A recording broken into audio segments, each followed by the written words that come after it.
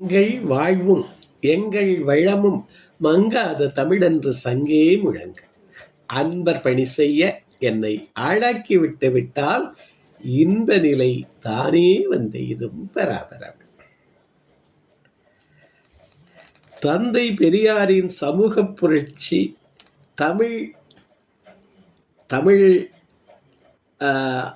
ஆய்வு இருக்கை, தமிழ் நுண்தமிழ் ஆய்வு இருக்கை அதை நிறுவி அதை மிகச் சிறப்பாக கொண்டு செலுத்துகிற பெருமைக்குரிய ஐயா திருமிகு சோம இளங்கோவன் அவர்களையும், அவரோடு துணை நின்று இதை நடத்துகிற திருமிகு டாக்டர் சரோ இளங்கோவன் அவர்களையும், செம்மலையா இதை நடத்தி தருகிற குணவதியார் அவர்களையும், எனது இனிய நண்பர் ஓய்வறியாது பணியில், தமிழ் பணியில், திருக்குறள் பரப்பு பணியில் மற்றும் பல தளங்களில் ஒரு தன்னூக்க பேச்சுக்கள், விழிப்புணர்வு பேச்சுக்கள், இதையெல்லாம் முறைகளெல்லாம் தந்து கொண்டிருக்கிற இனிய நண்பர் திருமிகு வேலம்மாள் அவர்களுக்கும் மற்றும் இதில் இணைந்திருக்கிற அனைத்து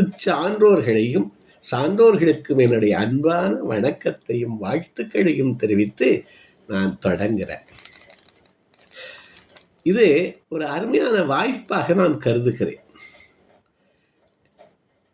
மனிதனை அன்பர் பணி செய்ய அப்படின்னு நான் எப்போதும் உரைகள் ஆற்றுகிற போது, அன்பர் பணி செய்ய என்னை ஆளாக்கி விட்டு விட்டால் அப்படிங்கிற இன்ப நிலை தானே வந்து நம்ம செஞ்சிட்டோம்னா அந்த அன்பர் பணியில் நமக்கு இன்ப நிலை கிடைக்கும் அப்படிங்கிறது மாதிரி அந்த பாடலுடைய வரிகள் நான் என்னுடைய உரைகளுக்கு முதல் வரிகளாக நான் அமைத்து கொள்வது வழக்கம். இந்த பெரியாரிய சிந்தனையில் உச்சமான மனிதனை நினை, அவருடைய சிந்தனைகள், அவருடைய கொள்கைகள் எல்லாத்துக்கும் ஒரு அடிப்படை என்னன்னா அது மனிதனை நினைங்கிறது தான். அதை சிந்திக்கிற வாய்ப்பு, நல்ல அவையில் சிந்திக்கிற வாய்ப்பு, இந்த வாய்ப்புக்கு முதற்காரணம் திருமிகு வேலம்மாள் அவர்கள் ஒரு ஆண்டுக்கு முன்பே இதை பற்றி சொன்னார்கள். அது அமையவில்லை, இப்பொழுது வாய்த்திருக்கிறது. அதற்காக அவர்களுக்கு நன்றி தெரிவித்துக் கொள்கிறேன். இப்போ இதில் பெரியாரிய சிந்தனைகளில் அடிப்படை நாதம் மனிதனை நினை என்பதே அப்படின்னு சொன்னேன். அவருடைய சிந்தனைகளை கொஞ்சம் தொகுத்து பார்த்தால் 5 வித தலைப்புகள் நான் பார்க்கிறேன். அதற்கு ஆதரவாக திருமூலருடைய வாசகங்களையும் பாரதியினுடைய வாசகங்களையும் எண்ணி பார்க்கலாம். அதோடு சேர்த்து பாரதிதாசனுடைய பொய்யடக்க எவரின் மூச்சுன்னு கேட்குறார். கல்விழந்து மலை பிளந்து அந்த மூச்சு யாருடைய மூச்சு? மனிதனுடைய மூச்சு. அவனுடைய நிலை என்ன? அப்படியெல்லாம் சேர்த்து உங்களோட நான் எண்ணி பார்க்கலாம் அப்படிங்கிறது இதை நினைக்கிறேன். அப்போ தொடங்குகிறேன். 5 பெரும் பிரிவுகளில் பெரியாரிய சிந்தனைகள் மனிதனை ஒட்டிய சிந்தனைகள், அவருடைய சிந்தனையே மனிதனை ஒட்டுறது தான். அதை முதல்ல தொகுத்து சொல்லிடலாம்னு நினைக்கிறேன். அவர் சொல்றாரு, அறிவு ஞானம் என்பது சிந்தனையில் இருக்கிறதுங்கிறார். சிந்தனையின் முனை பகுத்தறிவு என்று பெரியார் விளக்குகிறார். சிந்தனையுடைய முனை என்ன, முதன்மை என்ன? அது பகுத்தறிவு. பகுத்தறிவின் விரிவு என்பது சுயமரியாதை, தன்மானம், ஏற்றதாழ்வின்மை, சமநிலை வாழ்வு, பெண்ணுரிமை. இது எவருக்கும் அடிமை செய்யும் அப்படிங்கிற ஒரு கொள்கை. சமநிலை, மனிதன் சுமக்கிற நிலை இருக்கக்கூடாதுங்கிறதான் அவருடைய முதன்மையானது. பெண்ணுரிமை, பெண்ணும் ஆணும், இந்த உயிர்கள், அது பெண்ணான உயிர், ஆணான உயிர், அது சமநிலை. இதெல்லாம் அவருடைய முதன்மை கொள்கையாக நம்ம பார்க்கலாம். அதாவது அறிவுங்கிறதுக்குனுடைய கூர்மை பகுத்தறிவு, பகுத்தறிவினுடைய விரிவு என்ன? ஒரு மரியாதை, தன்மரியாதை, சுயமரியாதை, தன்மானம், ஏற்றதாழ்வின்மை, சமநிலை வாழ்வு, பெண்ணுரிமை. அடுத்தது சொல்றாரு, சாதி அப்படிங்கிறத வேறு எந்த உயிரினமும் தனது சொந்த வர்க்கத்திற்கு தீங்கு விளைவிப்பது இல்லை. சாதி என்கிற பெயராலே விலங்குகள் எல்லாம் தன்னுடைய சொந்த வர்க்கத்திற்கு ஒரு கொள்கையினால தீங்கு விளைவிக்குதா? கடவுளுங்கிறது ஒரு கொள்கை, மதம்ங்கிறது ஒரு கொள்கை, அதனால தீங்கு விளைவிக்கிறதா? ஏற்றதாழ்வு கற்பிக்கிறதா? என்ன சொல்றாரு? சாதியை பற்றி வேறு எந்த உயிரினமும் தனது சொந்த வர்க்கத்திற்கு தீங்கு விளைவிப்பதில்லை சாதியை சொல்லி, அல்லது இழிவுபடுத்துவதில்லை. மனிதன் இழிவுபடுத்துகிறான். ஆனால் பகுத்தறிவு உயிரினம் என்று கூறப்படும் மனிதன் இந்த தீமைகளை செய்கிறான். இது அவருடைய மூன்றாவது விஷயம். நான்காவது விஷயம் பார்க்குற போது Periyar's views on caste and ரிலிஜன்கிறத பார்க்குற போது அவருடைய பார்வை கடவுளும் மதமும் சாதிய அடுக்குகளை உருவாக்குகின்றன. அடுக்குகளை, domination of upper caste over lower caste. அது என்னெல்லாம் விரிவாகுது? கல்வி கிடையாதுன்னு ஒரு காலத்தில் இருந்தது. கல்வியை படித்தால் ஈயத்த காட்சி காதில் ஊற்றுற காலமும் ஒரு காலம் இருந்திருக்காது. அப்போ அங்கே டாமினேஷன் ஆஃப் அப்பர் காஸ்ட் கல்வியில் தொழில் இல்லை. எனக்கு ஓதுதலும் ஓதுவித்தவனாவன் தான் உயர் பதவிக்கு போக முடியும், மற்றவன். அப்போ அந்த தொழிலால், அப்புறம் வாழ்விடத்தால், எங்கே வாழ்கிறார்கள் அப்படிங்கிற இடத்தால, இப்படி பல வகைகளில் மனிதனுக்கு மனிதன் தீங்கு விளைவிக்கிறான் அப்படிங்கிறது அவருடைய முக்கியமான அடுத்த கொள்கை. அடுத்தது ஸ்கிரிப்சர்ஸ். இந்த புராணங்கள், நூல்கள் எல்லாம் எதற்காக எழுதப்பட்டன? அந்த மேலாதிக்கத்தை நிலைநிறுத்துவதற்காக எழுதப்பட்டன. அதை மறுதளிக்கிறார். நீ எண்ணி பாருங்கிறார். பொருள் யார் யார் வாய் கேட்பின் அப்பொருள் மெய்ப்பொருள் காண்பது அறிவுன்னு நமக்கு தமிழ் சொல்லுது. எத்தன்மை தாயினும் அதனுடைய உண்மைத்தன்மையை அறிவது அறிவுன்னு சொல்றது. அதுலேயும் இவர் கூர்த்த மதிய பகுத்தறிவை கொண்டு வருகிறார். அப்போ ஸ்கிரிப்சர்ஸ், அதில் எவன் ஸ்கிரிப்சரை எழுதினானோ, எவருக்கு கல்வி இருந்தோ அவருக்கு ஆதரவாக எழுதுகிறார். விதிகள் அவருக்கு ஆதரவாக இருக்கு. அது மனு காலத்திலிருந்து ஒரு குலத்துக்கு ஒரு நீதி திருக்குறளுக்கு எழுதுகிற போது மனோன்மணியம் சுந்தரனார் சொல்றாரு, ஒரு குலத்திற்கு ஒரு நீதி உண்ணுவரோ. இந்த இதை பார்க்குற போது, திருக்குறளை படிக்கிற போது அப்படின்னு அவர் எழுதுறார். அப்போ அந்த அந்த சட்டம் கூட அப்படி இருக்கு. ஒருவன் ஒரு இனத்தான் ஒரு தவறு செய்தால் ஒரு தண்டனை, இன்னொருத்தருக்கு இன்னொரு தண்டனை. இப்போ சோழர்களுடைய காலத்தில் அதை பார்க்குறோம். நம்ம கல்வெட்டில் அதை பார்க்குறோம். ஆதித்த கரிகாலனை கொன்றவர்கள் யாரு அப்படின்னு கண்டுபிடிக்கிறாங்க. ரவிதாசன் போன்றவர்கள் ஒரு குலத்தைச் சேர்ந்தவர்களால அவர்களுக்கு மரண தண்டனை இல்லை, அவர்கள் நாடு கடத்தப்படுகிறார்கள். இன்னொருத்தர் செஞ்சிருந்தாருன்னா தலையை வெட்டி இருப்பாங்க. அப்போ அந்த ஒவ்வொன்றையும் நம்ம பார்க்கிற போது அந்த புராணங்கள், அந்த ஸ்கிரிப்ட்ஸு, இதெல்லாம் ஒரு குலத்துக்கு ஒரு நீதி சொல்கிறதா ஆகுது. மறுபடியும் வள்ளலார் எழுதுகிற மனுநீதி கண்ட அந்த சாத்திரத்தில் அவர் எழுதுகிற போது அவருடைய குழந்தை தேர்காலிலே மடிக்கப்படுகிறது.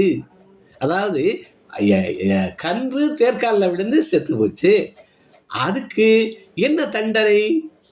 நான் அந்த பசுவுக்கு கிடைத்த தண்டனை, மகவை இழந்த தண்டனை எனக்கு வேணும்னு சொல்லி அந்த தண்டனையை கொடுக்க போகிறார். அப்போ அங்கே இருந்த அமைச்சர்கள், அந்தனர்கள், மற்ற அங்கே இருந்த அந்த அவையில் இருந்தவர்களெல்லாம் சொல்லுகிறார்கள், நீ அரசன், உனக்கு ஒரு தனிநீதி உண்டு, ஒரு இனத்திற்கு ஒரு தனிநீதி உண்டு. உன்னுடைய குழந்தைய, உன்னுடைய மகவை நீ அரசனுக்கு வேற நீதி எது அப்படின்னு சொல்கிறபோது அவர் சொல்கிறாரு, நான் ஒப்ப மாட்டேன்கிறார். அவர் வள்ளலார்கள் எழுதிய மிகச்சிறந்த ஒரு சிற்று இலக்கியம் மாதிரியே அதை வச்சுக்கலாம். நான் இந்தந்த பாவங்களை எல்லாம் செய்திருக்கலாம், எதையோ அறிந்தோ அறியாமலோ நான் செய்ததற்கு எனக்கு தனிப்பட்ட நீதி தேவையில்லை. அந்த விலங்காக இருந்தாலும் சரி, எனக்கான மனிதனாக இருந்தாலும் சரி, ஒரு நீதி தான் என்று சொல்கிறார் அவர் ஒரு படி மேலேயே. அப்ப புராணங்கள், நூல்கள் இவற்றையெல்லாம் பெரியார் மனிதனை இழிவுபடுத்துகிற, அவருக்கும் கடவுளுக்குமோ எந்த வாக்கியாத்தகரான்னு சொல்கிறாங்களே அந்த மாதிரி இதெல்லாம் இல்லை. அவர் இதை மனிதனை அடிமைப்படுத்துகிறது, இழிவுபடுத்துகிறது அப்படிங்கிறதுக்காகத்தான் இதை எதிர்க்க ஆரம்பிக்கிறார். அவருடைய அடுத்தது அப்போசிஷன் டு ஃபேட் சொல்கிறாங்க. இந்த விதி கொள்கை, கர்மா கொள்கை, இதெல்லாம் முற்பிறப்பு கொள்கை, இதெல்லாம் நம்மளால் வெரிஃபை பண்ண முடியாது. மனுஷனால் இதை யாரும் வெரிஃபை பண்ண முடியாது. அப்போ சொன்னது தான், இதனால் இது நிகழ்ந்ததுன்னு என்றைக்கோ எவனோ எழுதி வச்சுட்டு போகிறானே ஒருத்தரை அடிமைப்படுத்துவோங்கிறதுக்காக அப்போ சொன்னது தான். அதை என்ன சொல்கிறாரு, அது காட்ஸ் வில் டிஸ்னி அப்படிங்கிறது make people to poverty and oppression. அவர்கள் எதிர்க்கவே மாட்டாங்க. இது என்னுடைய விதி, எனக்கு விதிக்கப்பட்டது, இதுதான் சொல்லுது என்னுடைய மதம், அந்த பிலீஃபு அதையெல்லாம் உடைக்கணுங்கிறார். அப்போ அவருடைய பெரியாருடைய சிந்தனைகள் முழுவதும் மனிதனை நினை. இங்கே அந்த டெஸ்டினி ஆஃப் காட், கடவுள் கொள்கை பற்றி கொஞ்சம் விரிவாக கூட பின்னாடி பார்க்கலாம், நமக்கு தெரிந்த வரையில் என்னுடைய அறிவுக்கு எட்டிய வகையில். அப்போ அடுத்தது ப்ரொமோஷன் ஆஃப் ரீசன், பகுத்தறிவு அவருடைய 4வது கொள்கையாக நாங்கள் பார்க்குறோம். அதாவது இந்த வியூஸ் ஆன் ரிலிஜனில் அவர் ரிலிஜன் அண்ட் காஸ்டில் அவர் முதல் கொள்கை அது domination of one upper caste அப்படி என்று சொல்லிக்கொள்வதற்கு ஓவர் லோயர் காஸ்ட். அது வாழ்வியலில், கல்வியில், வாழ்விடத்தில், தொழிலில், எல்லா இடத்திலும் ஒரு டாமினேஷனை கொடுக்குது, முதல் விஷயம். 2வது ஸ்கிரிப்சர்ஸ், அது எவன் எழுதினானோ அவனுக்கு எவன் கல்வியற்றானோ அந்த காலத்தில் அவனுக்காக எழுதி வைத்த நீதிகள். பாரதி சொல்லுகிறான் உயிர் வெத்த தமிழர் பாட்டில், அதையும் நான் பகிர்ந்துக்கிறேன். அடுத்தது ஆப்போசிஷன் டு ஃபேட், அது எப்படியெல்லாம் இது நம்மளை அவனை பிரெயின் வாஷ் பண்ணிடுது. என்ன, நீ ஒத்துக்கொள் மனிதாக, உன்னுடைய இதான் உனக்கு விதிக்கப்பட்டது, உன்னுடைய டிஸ்னி இதெல்லாம் உன்னுடைய விதி அப்படின்னு. அப்போ அது அடுத்த கொள்கை.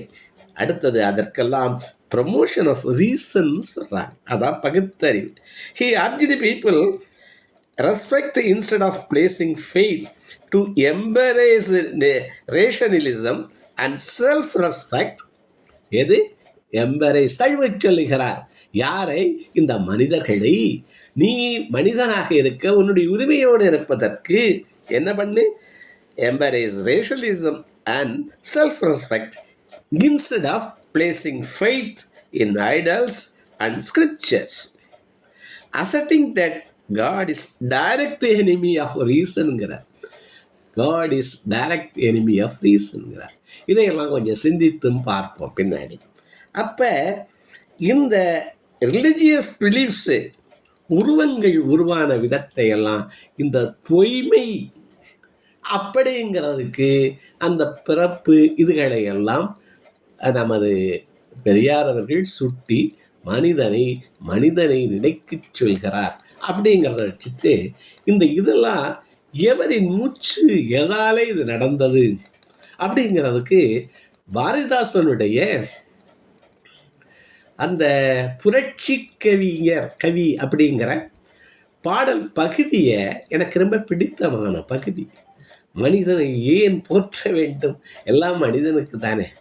அவர் கேட்குறாரு, பேரன்பு கொண்டோரே பெரியோரே, என்பெற்ற தாய்மாரே, நல் இளஞ்சிங்கங்காய், நீரோடை நிலங்கிழிக்க நெடுமரங்கள் நிறைந்த பெருங்காடுகளுக்கு பெருவிலங்கு வேரோடி வாழ்ந்திருக்க, பருக்கை கல்லில் நெடுங்குன்றில் பிளம் சேர் பாம்பு கூட்டம், இதெல்லாம் இருந்துச்சு. காடு திருத்தி நாடாக்கி யாரு கேட்குறாரு? போரா பால் நிலத்தை அந்த நாளில் புதுக்கியவர் யார்? இந்த உலகத்தை நமக்கு தந்தது யார்? யாருடைய மூச்சுன்னு கேட்கிறார். பால் நிலத்தை அந்த நாளில் புதுக்கியவர் யார்? அழகு நகர் உண்டாக்கி சிற்றூரும் வரப்படுத்த வயலும் ஆர்தைக்கிய நல் வாய்க்காலும் வகைப்படுத்தி நெச்சேர உழுது உழுது பயன் விளைக்கும் நிறையுழைப்பு தோள்கள் எவரின் தோள்கள்? நிறையுழைப்பு தோள்கள் எவரின் தோள்கள்? அவனுக்கெல்லாம் முன்னுரிமை கொடுக்கணும்.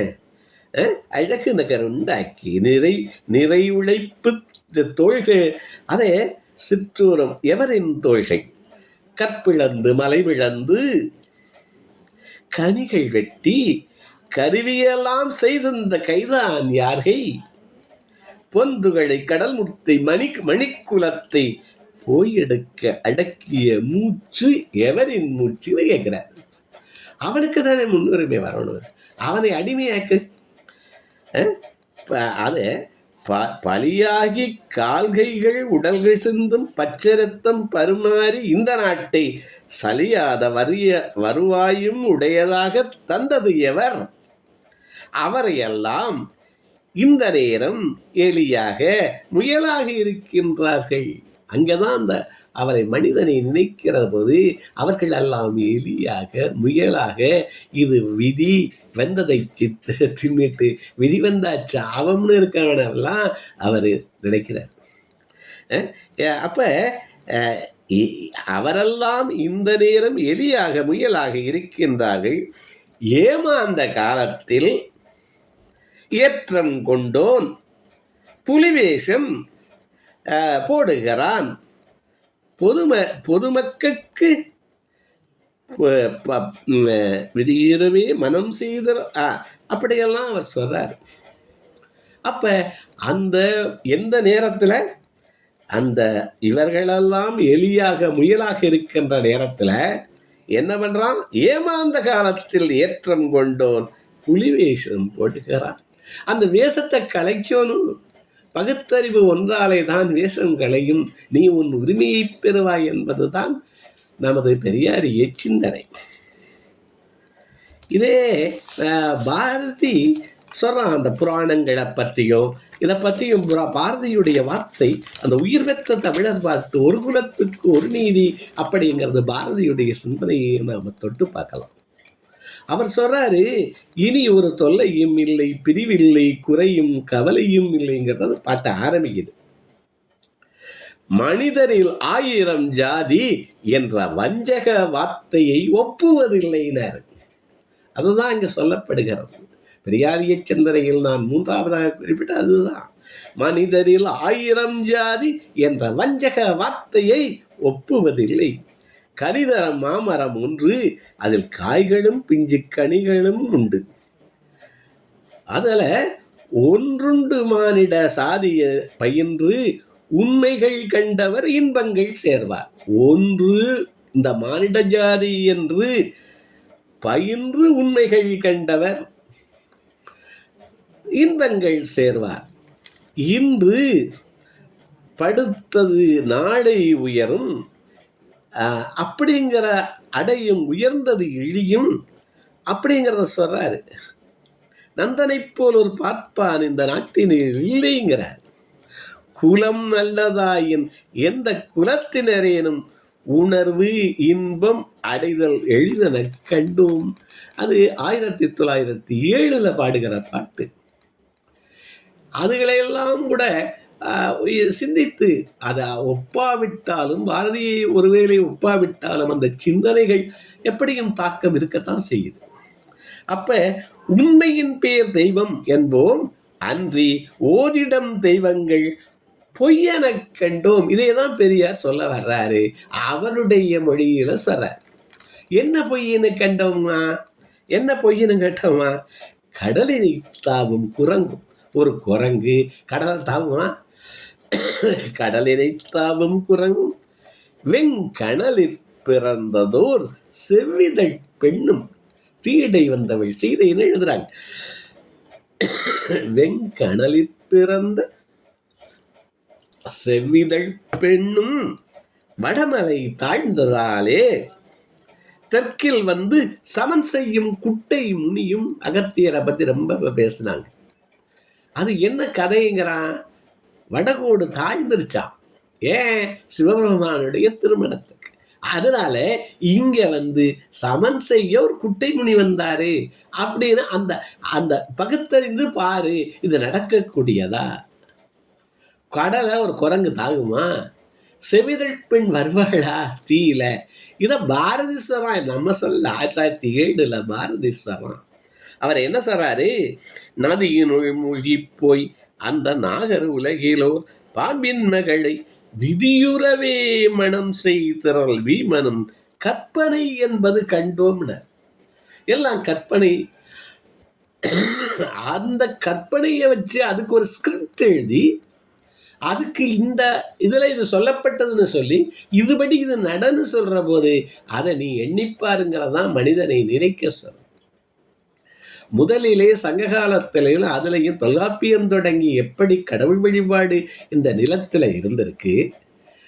அதாவது நான் குறைவுடையவன், அப்போ குறைவே இல்லாத நிறைவு அப்படின்னு ஒரு கொள்கையை கொண்டாடுறாங்க. ஆனால் நமக்கு என்ன வழிபாடு இருந்திருக்கு? மனிதனுடைய வழிபாடு தான் இருந்திருக்கு. முன்னோனை வழிபட்டிருக்கிறார்கள், முன்னோனுடைய தியாகத்தை வழிபட்டிருக்கிறார்கள். அவனுக்கு ஒரு நடுகல்லை நட்டு அவனை வழிபட்டிருக்கோம். மரத்தடியில் அவனை நட்டு அந்த மரத்துக்கு இயற்கையோடு வாழ்ந்த வாழ்வை, சூரியனோடு இயந்த வாழ்வை, மாட்டோடு இயந்த வாழ்வை நம்ம வழிபட்டிருக்கோம். ஆனிரை கவர வந்தவனை கவர வந்தவர்களை விரட்டி ஆனிரையை மீட்டவனை வழிபட்டிருக்கோம். அதான் முதல்ல இருந்திருக்கு. அதற்கப்புறம் இந்த கதைகளெல்லாம் வருகிற போதுதான் செவிதழ் பெண் தீயிலே பிறந்த செய்யும் செவிதழ் பெண்ணையும் கடலை தாவும் குரங்கையும் வழிபட ஆரம்பிக்கிறோம். நமக்கு ஒரு வழிபாடுங்கிறது நமக்கு ஒரு பற்றுக்கோடு தேவையாக இருக்கிறது. அப்போ அந்த பற்றுக்கோடு நம்மளால் நம்ம மனதை உருவகப்படுத்தி அதை ஆட்கொள்ளாத போது இந்த பற்றுக்கோடு என்னுடைய மூத்தோன் செய்தான், என்னுடைய மூத்தோள் அவள் தன்னுடைய பெண்மையை காப்பாற்றிக் கொள்ள இதை செய்தாள், அவளை நான் வணங்குகிறேன், வாழ்வரசியாக வாழ்ந்தாள், அவளை வணங்குகிறேன் அப்படி என்கிற பற்றுக்கோடிலிருந்து இந்த கடலை தாவுகிற குரங்க வழிபடுகிற வாழ்க்கையெல்லாம் வருது. அதையெல்லாம் நினைத்து பார்க்கத்தான் அவர் சொல்றார். அது ஏன்? அது மனிதனை போற்றுவதை விடவும் இது பரிமேலழகர் சொல்றாரு. என்ன?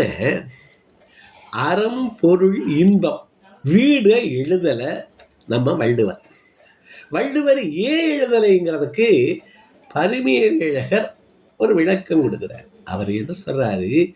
மனமும் மொழியும் செல்லாத இடமாகையால் வீடு பற்றி எழுதவில்லை. நீங்க அறம் பொருள் இன்பம்ங்கிறது மனிதன் அதை சொல்ல முடியும், அதை எழுத முடியும். இங்கே வாக்கான மெய்யும் இதுவும் செல்லாத இடமா. அப்ப என்ன பண்ண முடியும்? அதை அந்த இடத்தை அனுபவிக்கதான் வேணும். அனுபவிப்பது இந்த அழிந்து போகிற இது மனம் இல்லை, ஆன்மா. அது பரமான்மாவை போய் சேரணும். அப்படியெல்லாம் அந்த கொள்கைகள் வருது. இந்த அணுகுண்டை போட்டாரே ஓப்பன்ஹைமர்ங்கிற அந்த விஞ்ஞானி ஏன் அணுகுண்டை ப்ரிப்பேர் பண்ண இது பண்ணுற போது அவர் என்ன சொல்கிறாரு? இது டெத் வெப்பன். அதாவது யாருடைய தூதுவனா? யமனின் தூதுவன் அப்படின்னு அவர் எழுதுறார். அவர் சொல்றாரு, நான் எனக்கு இடப்பட்டதை செய்தேன். இதைத்தான் கீதை சொல்லுது. உனக்கு இடப்பட்டதை நீ செய்யணும், உன் குலத்திற்கு என்ன உண்டோ அதை செய்யணும் தான் அது சொல்லுது. சுய தர்மத்தை தான் சொல்லுது. நான் அதை செஞ்சேங்கிறாரு. அப்போ என்ன சொல்றாரு? எனக்கு இடப்பட்டதை செய்தேன், ஆன்மாவுக்கு அழிவில்லை. அவர்கள் எவ்வளவு பேர் அழிஞ்சாலும் மறுபடி பிறப்பிடப்பார்கள்.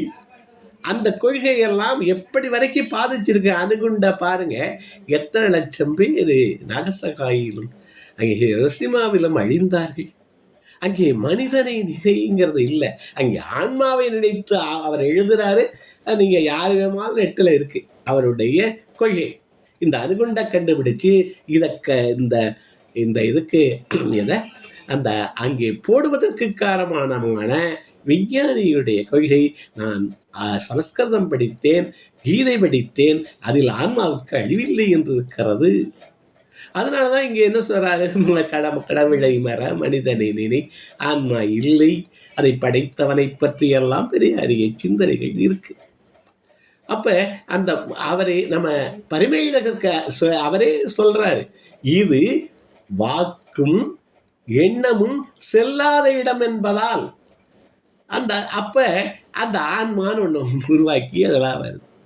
அதனால தான் அவர் கடவுளை எதிர்க்கிறாரே வெளியே, அங்கே மனிதன் அடிமைப்படுத்தப்படுகிறான் என்பது தான். மனிதனை நினைத்து தான் அவர் இதையெல்லாம் எதிர்த்தாருன்னு தான் நம்ம பார்க்குறோம். இங்கே சொல்கிறாரு, நதியினில் மூழ்கி போய் அந்த நாகர் உலகிலோர் பாம்பின் மகளை விதியுறவே மனம் செய்த திரள் வீமனும் கற்பனை என்பது கண்டோம். ஒன்று மற்றொன்றை பழிக்கும். ஒரு மதம் இன்னொரு மதத்தை பழிக்குது, சைவம் வைணவத்தை பழிக்குது. ஒன்று மற்றொன்றை பழிக்கும். ஒன்றில் உண்மை ஒன்று ஓடி மற்றொன்று பொய்யென்னும் கிறித்துவம் இங்கே இருக்கிற கடவுள்களை எல்லாம் பழிக்கும். இவர்கள் நமது மாதாவை இங்கே இருந்து பழிப்பாங்க. இந்த பழிப்பு தான் நடக்குது, மனிதன் நினைக்கல. என்னவா, ஒன்று மற்றொன்றை பழிக்கும். ஒன்றில் உண்மை என்று ஓதி மற்றொன்றை பொய் என்னும் நன்று புராணங்கள் செய்தார். அதில் நல்ல கவிதை வளவள தந்தார். கவிதை மிக நல்லதேனும் அக்கதைகள் பொய் என்று தெளிவுற கண்டோம். பாரதியுடைய வார்த்தை, கதைகள் பொய் என்று தெளிவுற கண்டோம். புராணங்களுக்கு எதிரான அந்த கருத்தை மிகச் சொல்றாரு. அதிலேயே தொடர்கிறாரு, சூத்திரனுக்கு ஒரு நீதி, தண்டச்சோறு உண்ணும் பார்ப்புக்கு ஒரு நீதி, சாத்திரம் சொல்லி இருக்குமாயின் அது சாத்திரம் என்று சதி என்று கண்டோம்னார். சதி என்று கண்டோம்னு பாரதி எழுதுறார். ஒரு குலத்துக்கு பொய்களத் தொழில் செய்தோர் பிறர் போற்றிட வாழ்பவர் எங்கனும் மேலோர் பொய்யில்லாத தொழில் செய்வமன் பிறர் போற்றிட வாழ்பவர் மனிதன். அதுதான் ஈதல் இசைப்பட வாழ்தல் தான் சொல்லுது நமக்கு தமிழ். பிறர் போற்றிட வாழ்தல் தான் தமிழ் சொல்லித்தருது. மனிதன் மனிதனாக வாழ்வதற்குத்தான் நமது வீடை எழுதாத வள்ளுவம் அறம்பொருள் இன்பம் சொல்வது மனிதனை நினை அப்படிங்கிறதுக்கும் அது சொல்லுது. அப்போ இந்த ஒரு சரி, இந்த உரிய நேரத்தில் நான் அதை நிறைவு செய்கிறேன். அப்போ பக்கத்தில் இருப்பவர் துன்பம் தன்னை பார்க்க போராதவன் புண்ணிய முத்தி, ஒக்கத்திருந்து உலகோர் நலம் உற்றிடம் பண்ணாம் உழைப்பும் யோகின்னு அவர் சொல்றார். அப்ப இந்த மனிதனை எண்ணி வாழ்கிறவன் தான், அவன்தான் புண்ணியமூர்த்தி, மற்றவரெல்லாம் கற்பனைகள் அப்படிங்கிறது தான் பாரதியினுடைய பார்வை. அதனுடைய விரிவு தான். நமது சித்தர்கள் எல்லாம் அதைத்தான் சொல்றாங்க. நான் திருமூலருடைய வார்த்தையை சொல்லி மீண்டும் நமது பெரியாரிய அவருடைய மனிதனை பற்றிய அவருடைய கொள்கைகளை சொல்லி இந்த உரையை நிறைவு செய்கிறது. நமக்கு நான் சொல்லிட்டேன், கடவுளுங்கிறது நாம் குறையுடையவர்கள். அப்போ குறைவில்லாத ஒன்றை கற்பனை செய்கிறார்கள். அது நாம் பிறந்திருக்கிறவர்கள். அப்போ பிறவானிரவான் பிறவாப்பையாக்கி பெரியோன் ஒன்றை செய்கிறார்கள். அப்போ இது மனிதனை மறந்து அதை நினைக்கிற போது அங்கு சடங்குகள் வருகிறது. அப்போ நமக்கு விதி என்பது தெரியலை, முற்பிறப்பு பிற்பிறப்பு தெரியலை. அப்படி என்கிற போது நான் உங்களுக்கு வேள்விகள் செய்கிறேன், அந்த வேள்விகளுடைய பயனாக நீ நல்லா இருப்ப அப்படின்னு சொல்கிற போது நம்ம கொண்டு போய் காசை வேள்வி தீயில கொட்டுகிறார்கள். நெய்யாக பாலாக கொட்டுறாங்க. அதைத்தான் நமது திருமூலர் சொல்றாரு, படமாடக் கோயில் பகவதற்கு ஒன்று ஈகில். படமாடக் கோயில், கல்லாலே கட்டப்பட்ட பெரிய கோயில் இருக்கிறதே, பகவர்க்கு ஒன்று ஈகில் நடமாடக் கோயில் நம்பர்க்கு ஆகா. இந்த நடமாடி கொடுத்துறானே மனிதன், நீ மனிதன் நினைக்கலன்னு அர்த்தம். ஏன்னா அது அவனுக்கு ஆகாது. அந்த அங்கே கொட்டுக்கிற பால் அது என்ன ஆகும்? அது வேஸ்ட்டு தானே. இங்கே ஆகா. நடமாடக் கோயில் நம்பர்க்கு ஒன்று ஈயில், நடமாடுகின்ற இந்த மனிதனுக்கு ஒன்று கொடுத்தால் படமாடக் கோயில் பகவர்க்கு அங்கு ஆமே. அப்படி என்பது நமது திருமூலருடைய வாக்கு. நீ மனிதனை நினைங்கிறது தான் அதை வேற சொற்களில் அது சொல்லப்படுகிறது. அங்கேயே திருமூலர் வேறொன்று சொல்றாரு, உள்ளம் பெருங்கோயில் ஊனுடம்பு ஆலயம். நீ தான் ஆலயம், மனிதன் தான் ஆலயம். உள்ளம் பெருங்கோயில், உன்னுடைய உள்ளம்தான் கோயில். வள்ளல் பிதானுக்கு வாய் கோபுர வாசல். வாய் கோபுர வாசலாம். அதாவது நம்மள்கிட்ட இருந்து வெளிவருகிற எல்லாம் துர்நாற்றமுடையவர்களாக இருக்கா. என்ன வியர்வை எண்ணிப்பாருங்கள், மற்றவற்றை எண்ணிப்பாருங்கள். நம்மிலிருந்து வருவது எல்லாம் ஒரு நாற்றமுடையதாக இருக்கா. ஆனால் இந்த வார்த்தைகளையாவது இனிமையாக சொல்லணுமா. கோயில் வாசலில் என்ன செய்யக்கூடாது, ஒரு அசிங்கம் செய்யக்கூடாது இருக்குல்ல. அப்போ வாய் கோபுர வாசலாம்.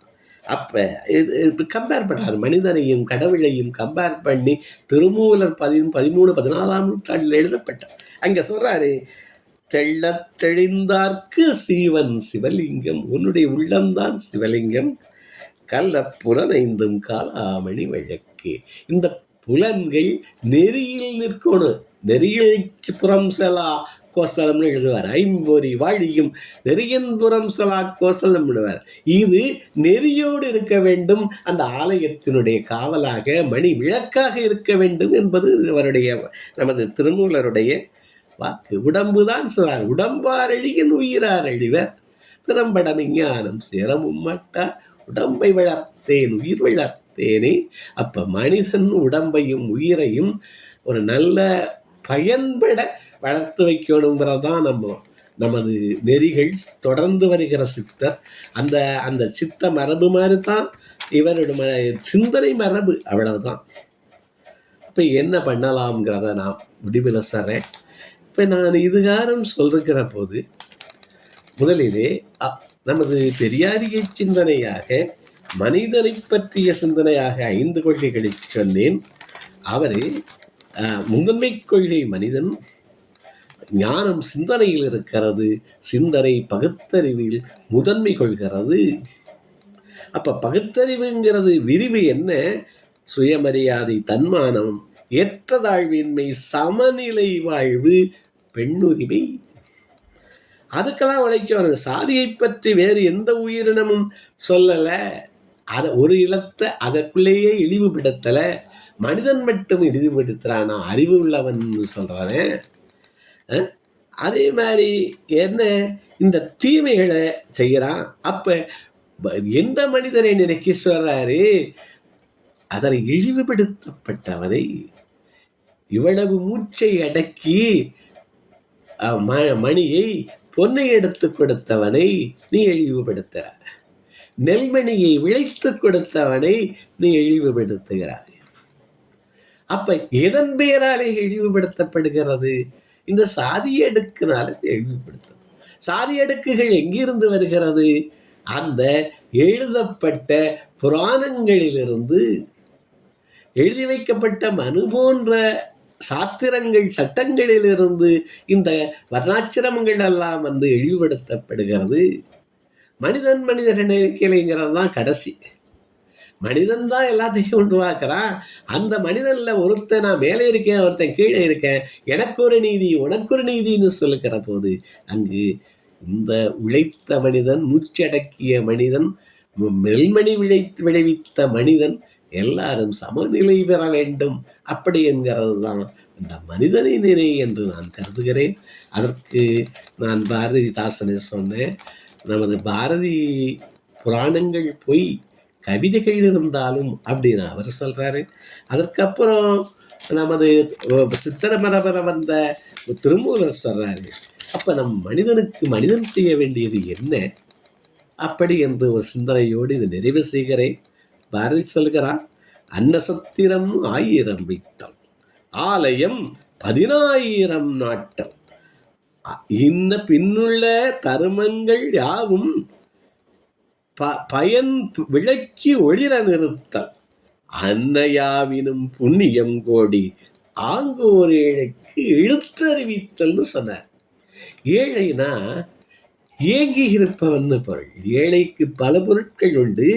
அதில் ஒன்று, எனக்கு கல்வி மறுக்கப்பட்டதே, கல்வி இல்லையே, இந்த கிராமத்திலேயே நான் தானே முதல் கல்வி பெற்றவன், என் குடும்பத்திலேயே நான் தானே முதல் கல்வி பெற்றவன் என்பவர்களுக்கு எழுத்தறிவித்தல் சொல்றார்.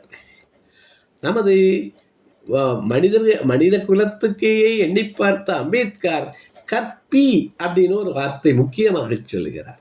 அப்ப மனிதனை நினைத்து கற்பித்தல், அதுதான் நம்ம எல்லாம் செய்கிற இந்த தளம் செய்கிறதாக நான் பார்க்கிறேன். அன்னசத்திரம் அன்னையாவினும் புண்ணியங்கோடி அங்கு ஒரு ஏழைக்கு எழுத்தறிவித்தல், இதை நீங்க தொடர்ந்து நடத்துறீங்க, இதை பதிந்து வைக்கிறீர்கள். இது இன்று பார்த்தவர்களுக்கும் சரி, என்றும் பார்ப்பவர்களுக்கும் உள்ளத்திலே ஒரு விழிப்புணர்வையும் அல்லது ஒரு உணர்வை கொடுக்குது. மனிதனை மனிதனாக நடத்துங்கிற உணர்வை கொடுக்கிறது. அதற்காக போற்றப்படணும். நம்ம அங்கே சொல்லப்பட்டதை தான் சொல்கிறோம், ஏழைக்கு எழுத்தறிவு. அதுக்கு என்ன பண்ணலாம்? நிதி மிகுந்தவர் பொற்கு வைத்தாரே. பணம் இருந்தால் அந்த பணத்தினாலே முழுவதும் செய்ய. நான் பார்க்கிறேன், ஒரு கோயில் கும்பாபிஷேகம்னா ஒரு சிற்றூரில் 3.5 கோடி வசூலாகுது. 3.5 கோடிகளை அந்த கோயிலுக்காக கட்டுமானத்துக்கு வந்திருந்தா பரவாயில்ல. 3.5 கோடியில் 75 லட்சம் யாகசாலைக்கு, வேள்விச்சாலைக்கு நடக்குதான். யாகசாலையில் போகிற பணம் அவ்வளவும் அந்த குண்டத்தில் கொற்றப்படுகிறது, யார் யாருக்கோ போகுது, அந்த மாதிரி போயிடுது. அந்த கோயிலில் அது போகலை. அப்போ நம்ம என்ன சொல்கிறோம், அதே சமயத்தில் அங்கே இருக்க பள்ளிக்கு ஒரு கட்டுனா அதுக்கு 50 லட்சம் எழுதுகிறவர் இதுக்கு 50,000 எழுதுறதுக்கு யோசிக்கிறார். அப்படி தான் இருக்குது. இங்கே மனிதனை நினைக்கலையேங்கிற வருத்தம் இருக்குது. அதனால் நிதி மிகுந்தவர் பொற்கு வைத்தாரீர், நிதி குறைந்தவர் காசு கெடுத்தாரீர், ஆண்மையாளர் உழைப்பினை நல்குவீர். ஆண்மையாளர், ஆழ்வினை உடையவர்கள் உழைப்பை கொடுங்கள், உழைப்பை கொடுங்கள். இப்போ நாங்கள்லாம் ஓரளவு பள்ளிகளுக்கு செல்கிறோம், இது பண்ணுறோம்.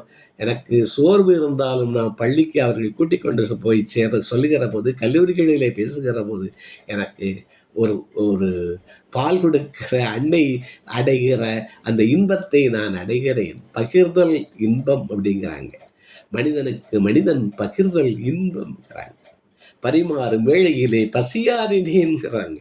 அதெல்லாம் இருக்கிறதுனால ஆண்மையாளர் உழைப்பினை தருவீர், அதுவும் மற்றோர் வாய்ச்சொல் அருளீர். நல்ல வார்த்தைகளை, மனிதனை புண்படுத்தாத வார்த்தைகளை சொல்வோம்.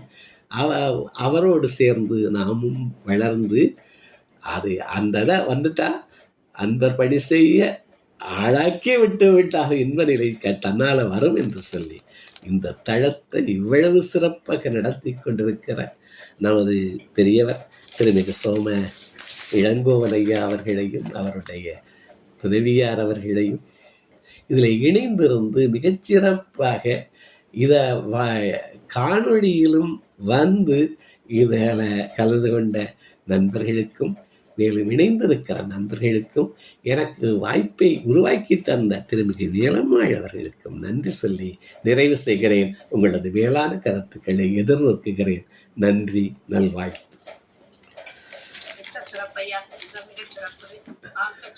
ஒரு சொற்பொழிப்பை நீங்கள் வழங்கினீர்கள். ஒரு ஒப்பீட்டு நோக்கில் பாரதியையும் திருமூலர், பாரதிதாசன் போன்றவர்களோடு பெரியாருடைய கொள்கைகள் எப்படி ஒத்து போயின என்பதை நீங்கள் சொன்னதற்கு மிக்க நன்றி ஐயா. நீங்கள் சொன்ன கருத்து மிக மிக உயர்ந்த கருத்து. கடைசியில் மிக அழகாக முடித்தீர்கள். எதற்கெல்லாமோ கொடுக்கக்கூடியவர்கள் ஏன் மனிதனை மனிதனாக மாறுவதற்கான விடயங்களுக்கு கொடுக்காமல் இருக்கிறார்கள் என்ற ஒரு மனத்தாங்கலோடு உங்கள் உரையை நீங்கள் முடித்தீர்கள். மனிதனை மனிதனாக மதிக்க வேண்டும், அதுதான் பெரியாருடைய முக்கியமான குறிக்கோளாக இருந்தது. அன்பையும் கருணையையும் ஒரு ஈகோ என்று ஆங்கிலத்திலே நாம் சொல்லுவோமே, அந்த ஈகோ இல்லாமல் அதை கடைபிடித்து உண்மையான மனிதநேயம், சக மனிதனை சமமாக நடத்துவது, பலவீனமாக இருப்பவர்களை காப்பாற்றுவது. அதற்கு பிறகு இந்த மாதிரி கொள்கை உடையவனாக எவன் ஒருவன் வாழ்கிறானோ அவனே மனிதனாக கருதப்படுவான் இல்லையா?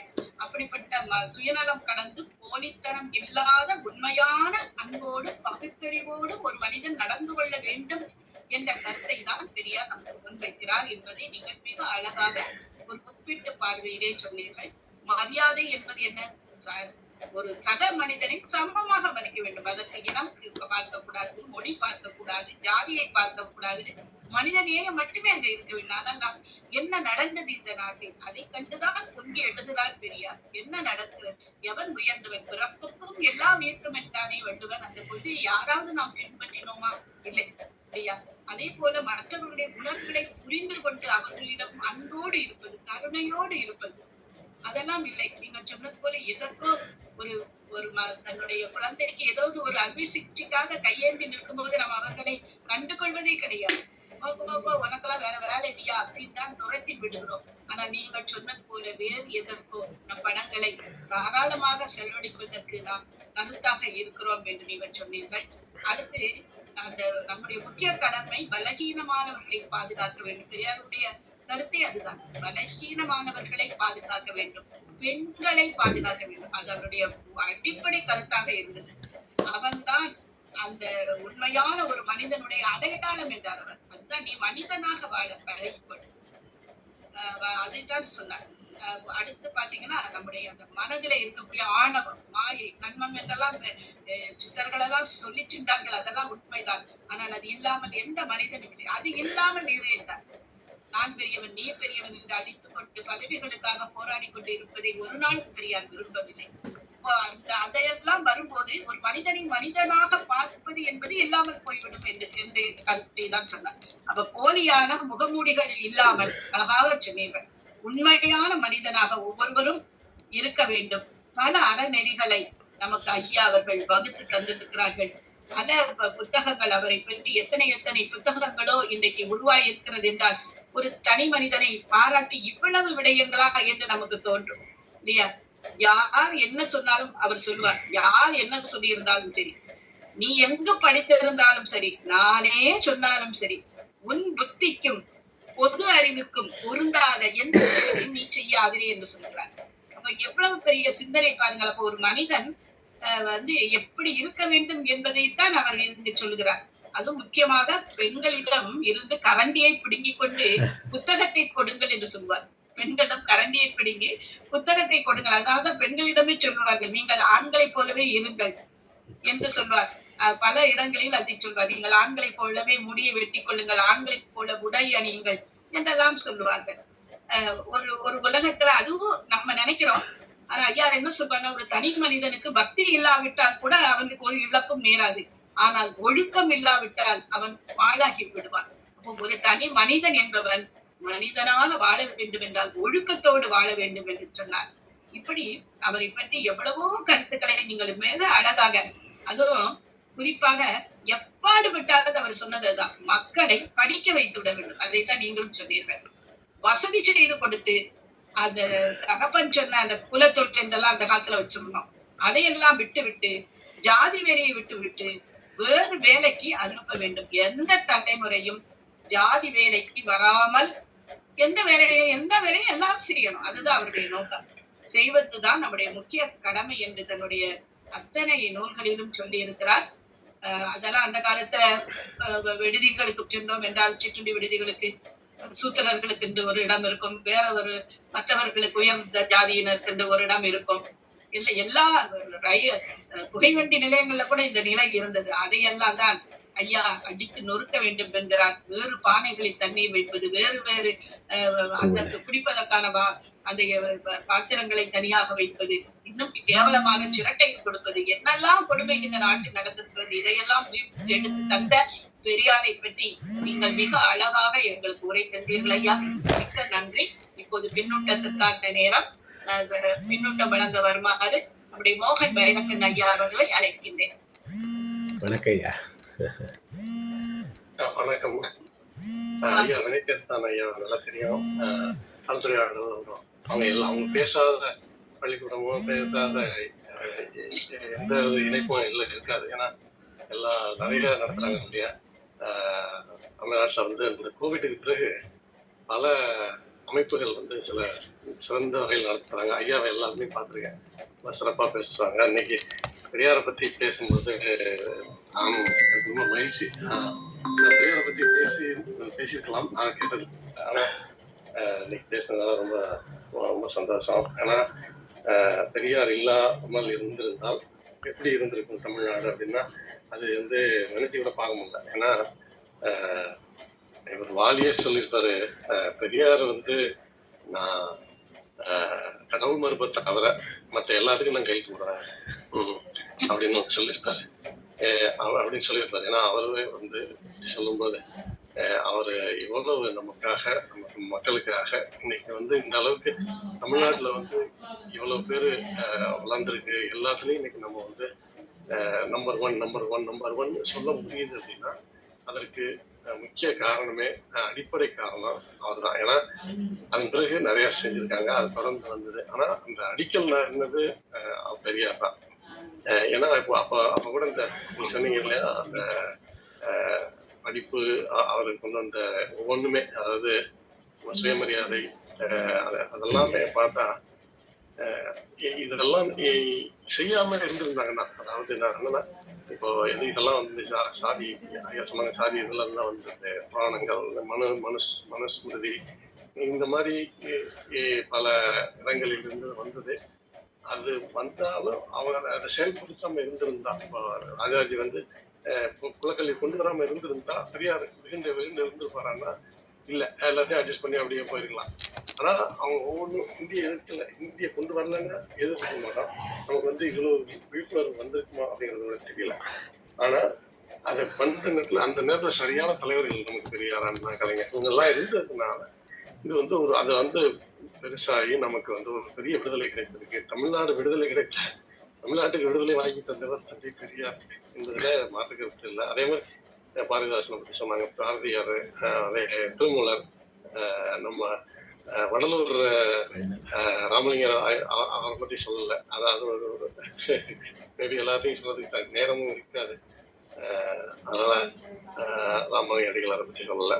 மற்றபடி ரொம்ப அருமையா இருந்தது. அதாவது ரொம்ப பிடிச்சிருந்த இது கோயில் வாய் இதுக்கு சமமா, அதாவது கோயில் வாசல்ல அதை கம்பேர் பண்ணி, இப்போ கோயில் வாசல் இப்படி சுத்தமா இருக்கலாம், சுத்தமாக இருக்கணும் எப்பயுமே. அதே போல நமது வாயிலிருந்து வர்ற ஒவ்வொரு வார்த்தையும் அன்பாகவும் நல்ல நேர்மையாகவும் நல்ல மரியாதையோட இருக்கணுங்கிறது ரொம்ப திருமூலரோட அந்த இது பிடிச்சிருந்தது. நானும் திருமூலர் எனக்கு ஒருத்தர் படிக்கிறதுக்கு தான் கொடுத்தாங்க. நான் கூட இந்த அளவுக்கு அவர் எழுதிக்கிறது, அவர் ரொம்ப பக்தியா இருப்பாரோ அப்படின்னு தான் நினைச்சிருந்தேன்.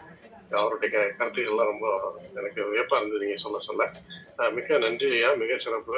உங்களை இங்க சந்திச்சதுல மகிழ்ச்சி. வணக்கம். வாய்ப்புக்கு நன்றி பேராசிரியர் வேலம்மா அவர்களே. வணக்கம். நன்றி ஐயா, நன்றி. மிக அழகாக சொன்னீர்கள் பெரியாருடைய சிந்தனைகளை. அதாவது அவருடைய உரையை அப்படியே உள்வாங்கி நீங்கள் சொன்ன விதம் மிக சிறப்பாக இருந்தது. சிந்திப்பவன் மனிதன், சிந்திக்க மறுப்பவன் மதவாதி, சிந்திக்காதவன் மிருகம், சிந்திக்க பயப்படுவன் கோடை. இது பெரியாருடைய சிந்தனை. அதைத்தான் சொன்னீர்கள். இந்த தமிழ்நாட்டிற்கு அந்த சிந்தனைகளை எல்லாம் தந்து நம்மை ஏற்றி இருக்கிறார் என்று சொன்னீர்கள். வாழ்த்துக்கள். அடுத்து நம்முடைய முனைவர் நேரு அவர்களை அந்த அன்போடு அழைத்து. அனைவருக்கும் அன்பான வணக்கம். கேக்குதுங்களா? கேக்குது. இன்னும் கொஞ்சம் முகம் கொஞ்சம் மேல வரலாம். முகம் அருமை. மிக ஒரு அருமையான உரை. ஐயா விடைதிருத்தான் அவர்களுடைய உரையை இன்னைக்கு நான் முதல்ல கேட்கிறேன். மோகன் வைரக்கண்ண ஐயா சொல்லும் போது நிறைய ஏற்றுக்கேன்னு சொன்னாங்க. நான் இன்னைக்கு இதுதான் முதல்ல கேட்கிறேன். நிறைய செய்திகளை சொன்னீங்க, பாடல்களை சொன்னீங்க. நீரோட நிலம் கிளைக்க நெடுங்கடகு அந்த பாட்டை அப்படியே வரிசையா சிற்றூர் வரப்படுத்த வயதுலாம் முழுமையா பாடலை சொல்லி சொன்னீங்க. அந்த மாதிரி திருமூலர் பாடல்கள் எல்லாவற்றையும் சொன்னீங்க. நீங்க சொன்னதுல இந்த மக்கள் கோயிலுக்கு செலவழிக்கிறதுக்கு நிறைய செலவழிக்கிறாங்க அப்படிங்கிறத பத்தி சொன்னீங்க. ஐயா டாக்டர் சோமேளங்குடி ஐயா என்னுடைய புத்தகத்தை மதுரையில வெளியிட்டாங்க, முதல் கவிதை புத்தகத்தை. பங்குனி உத்திரமும் பள்ளிக்கூடம் தான் அந்த தலைப்பு. பள்ளிக்கூடத்துக்கு கொடுக்க மாட்டாங்க, பங்குனி உத்திரம்னா நிறைய செலவழிக்கிறாங்க அப்படிங்கிறதா அதனுடைய தலைப்பு. இன்றைக்கு கூட எங்க சொந்த கிராமத்துல கும்பாபிஷேகம் நீங்க சொன்ன மாதிரி கோடிக்கணக்கில் செலவழிச்சிருக்காங்க. ஆனா பள்ளிக்கூடத்துக்கு கொடுங்கன்னா அதுக்கு வந்து ஆட்கள் வந்து ரொம்ப குறையாத்து இருக்கக்கூடிய நிலைமை இன்றைக்கும் இருக்கக்கூடிய நிலைமையை பார்க்கிறோம். மனிதனின் நினை என்று சொன்ன தந்தை பெரியாரை பற்றி பல்வேறு செய்திகளை நீங்க வந்து குறிப்பிட்டீங்க. ஐயாவுடைய அந்த நீங்க உரையாற்றியத போல அம்மா வேளம்மாள் அவர்களும் இன்னைக்கு நிறைய செய்திகளை சொன்னாங்க. நீங்க சொன்னதை தொகுத்து அவங்க சொன்னதுமே ஒரு நல்ல ஒரு சுருக்கமான ஒரு உரையா ரொம்ப அருமையா இருந்தது. பல்வேறு செய்திகளை சொல்லி ஒரு நம்பிக்கையாளராக இருந்தா கூட தந்தை பெரியார் மேல எவ்வளவு அன்பு, எவ்வளவு அதனுடைய கருத்துக்களை வந்து வச்சிருக்கீங்கிறதா தமிழ்நாட்டினுடைய மிகப்பெரிய வெற்றி. குன்றக்குடி அடிகளார் ஐயா எவ்வளவு தூரத்துக்கு ஐயாவோட இணைந்து பல நேரங்கள் அவங்க வந்து உரையாற்றினாங்கலாம் கேட்டிருக்கிறோம். எனவே அந்த வகையில வந்து இந்த நிகழ்ச்சி என்பது மிக மகிழ்ச்சி அளிக்கிறது. இந்த நிகழ்ச்சி நடப்பதற்கு காரணமா இருக்கக்கூடிய ஐயா மருத்துவர் சோம அவர்களுக்கும் அம்மா டாக்டர் சரோ இளங்கோன் அவர்களுக்கும் அதே போல இந்த அறிவியல் தமிழ் மன்றம் என்று நிறுவி அவருடைய செயல்பாடுகள் ரொம்ப அருமையா இருக்கு. ₹1 தமிழ் மன்றம் வச்சு ஆக்கப்பூர்வமா என்னென்ன பண்ண முடியுமோ அதெல்லாம் நம்ம பண்ணுவோம் அப்படிங்கிற மாதிரி அவங்க அப்பா வழியிலேயே ஐயா மனவை முஸ்தபா அவர்கள் மாதிரியே செயல்படுற செம்மல் அவர்களுக்கும் என்னுடைய வாழ்த்துக்களையும் பாராட்டுகளையும் சொல்லி விடைபெற்றுக் கொள்ள மகிழ்ச்சி. நன்றி. நன்றி ஐயா. ரொம்ப சிறப்பான பின்னோட்டம். பெரியார் சொல்லுவார், மானமுள்ள 1000 பேருடன் போராடலாம், மானமற்ற ஒருவரோடு போராடுவது கூட மிகவும் சிரமம் என்று சொல்வார். அது போலதான் நம்முடைய வாழ்க்கை பயணங்களை மாற்றி அமைத்துக் கொள்ள வேண்டி மனிதனாக இருக்க வேண்டும் என்றால் இப்படியெல்லாம் இருக்க வேண்டும் என்று நமக்கு கொஞ்சம் கொஞ்சமாக அல்ல, நல்ல தலையில பாகங்களை இறக்குற மாதிரி தான் ஐயா இறக்கிட்டு போயிருக்காங்க. நம்ம அதை உணர வேண்டும். அதுதான். மிக்க நன்றி ஐயா. அடுத்து சரோ இளங்கோவன் அம்மையாரை அழைக்கின்றேன். அனைவருக்கும் காலை வணக்கம், மாலை வணக்கம். ஐயா ஐயா பெருமையா புலவர்களையும் ஐயா பெரியார் ஐயாவையும் வைத்து அழகா ஒரு சித்திரமே தீட்டி விட்டார்கள். இந்த சித்திரத்தை பார்க்க இன்னும் நிறைய ஆளுங்கள் வந்திருக்கலாம். ஆனா இந்த ஒளி பதிவு வழியாக நிறைய பேருக்கு போய் சேரும். அதுல ஒரு கருத்தும் மாற்றம் கிடையாது. ஐயா மோகன் ஐயா பேசுனதுல எனக்கு வந்து ரொம்ப மகிழ்ச்சி. ஏன்னா அவர் எல்லாத்தையும் ஒன்னா சேர்த்துட்டாரு, வள்ளலாரையும் சேர்த்து சொல்லிட்டாரு. அந்த மாதிரிதான் நிறைய பெண்கள்ல புகுத்தறிவு உள்ள பெண்களையும் இனிமே நிறைய சேர்க்கணும் பேச்சுல எல்லாம். நிறைய பேசுறாங்க, அருமையா பேசுறாங்க. அவங்க அந்த பெண்கள் தான் ஒவ்வொரு வீட்டுக்கும் போய் இந்த கருத்துக்களை சொல்லுவாங்க, நம்ம வளர்க்குற பிள்ளைங்கள்ட்ட சொல்லுவாங்க. அதையும் நம்ம இனிமே சேர்த்துக்கணும். பகுத்தறிவு பெண்கள்னே ஒரு மாநாடு போட்டு அவங்களோட கருத்துக்களையும் நம்ம கேட்கணும். திருமூலர் வந்து நான் ரொம்ப சைவ பக்தர்னு தான் நினைச்சிட்டு இருந்தேன். நானும் அந்த மாதிரி தான் நினைச்சிட்டு இருந்தேன். ஆனா வந்து அவரு வந்து இவ்வளவு சமத்துவ கருத்துக்களை அவருடைய இதுல சொன்னாருன்னா அது இந்த மாதிரி பேச்சு வழியா தான் வெளியில வரும். அவர் உடலையே ஒரு கோயிலாக்கி தான் சொன்னாரு. அதை விட்டு உடலை பார்த்துக்காம நம்ம போய் கோயில போய் என்ன உடம்ப சரி பண்ணு, எனக்கு நான் அவ்வளவு காசு போடுறேன் உண்டியல்ல, என்ன உடம்ப சரி பண்ணு அப்படின்ட்டு போய் சாமி கிட்ட பெற்றதான் இப்ப நிறைய இருக்கிறோம். இதெல்லாம் இந்த மாதிரி பேச்சை கேட்டா தான் கொஞ்சம் கொஞ்சமா மக்களுக்கு தெளிவு வரும். அது உண்மைதான். அது வந்து நானு அத பெண்களுக்கு எனக்கு தெரிஞ்ச நண்பர்கள்டையும் சொல்லிட்டு இருப்பேன். உடலை பார்த்துக்கங்க, உடல் பயிற்சி செய்யுங்க, சாப்பாடை கவனித்து சாப்பிடுங்க. அதுதான் உங்க கோயில். உங்க உடல் தான் உங்களுக்கு கோயில். கடைசிக்கு உங்களுக்கு உதவி செய்யும். உங்களை பார்த்து மற்றவங்களும் நல்லா இருப்பாங்க. அதெல்லாம் நான் அடிக்கடி சொல்லுவேன். இந்த மாதிரி கருத்துக்களை வெளியில சொல்றதுக்கு நீங்க வந்து இந்த மன்றம் ஐயா செம்மல் ஐயா மன்றம் ஆரம்பித்து இவங்க மருத்துவர் ஐயாவும் என்னையும் சேர்த்து இதுல போட்டு நம்மளுக்கு ஒரு பெரிய சேவை செய்து கொண்டிருக்கிறார்கள். நேரு ஐயா எல்லாத்தையும் சொல்லிட்டாரு. கோயில்ல காசு கொடுக்கறதுக்கு ஆசைப்படுறவங்க நிறைய இருக்கிறாங்க. பள்ளிக்கூடத்துக்கு கொடுக்கறதுக்கு ரொம்ப விரல் விட்டு எண்ணிடலாம். இருந்தாலும் அமெரிக்கால வந்துட்டு இந்த பல்கலைக்கழகங்களுக்கெல்லாம் காசு கொடுக்குற ஆளுங்க வந்து அப்படி அள்ளி கொடுக்குறாங்க. அது மாதிரி நமக்கு வந்து மக்கள் அப்படி எல்லாம் இருந்தாங்கன்னா இன்னும் சிறப்பா தமிழ்நாடு வெளிவரும். ஆனா அந்த குறையை நிவர்த்தி செய்யறதுக்காக பெரியார் ஐயாவும் திராவிட கழக தலைவர்கள், அண்ணா அறிஞர் அண்ணா, கலைஞர், இப்பொழுது ஐயா ஸ்டாலின், எல்லாரும் ரொம்ப நம்ம மக்களுக்கு உதவி செய்து கொண்டு வருகிறார்கள். அது ரொம்ப மகிழ்ச்சியான செய்தி. இதே சிறக்க மீண்டும் சிறந்து வரணும், தொடர்ந்து வரணும்னு நான் வேண்டிக் கொண்டு, அம்மா வேலம்மா, நீங்க ஒரு சின்ன குட்டி லெக்சரே கொடுத்துட்டீங்க, ரொம்ப நன்றி. அதனால திருப்பி யாராவது சொன்னாதான், இவங்க பேசினதை திருப்பி சொன்னாதான் நம்ம தலையில ஏறும்னா கொஞ்சம் மனசுல வைத்துக் கொள்வோம். அதனால உங்களுக்கு மிக்க நன்றி. அப்புறம் குணப்பிரியா அவர்களுக்கும் மிக்க நன்றி. ஐயா வினை திட்டான் அவர்களுக்கு மிக மிக நன்றி. வணக்கம். மகிழ்ச்சி.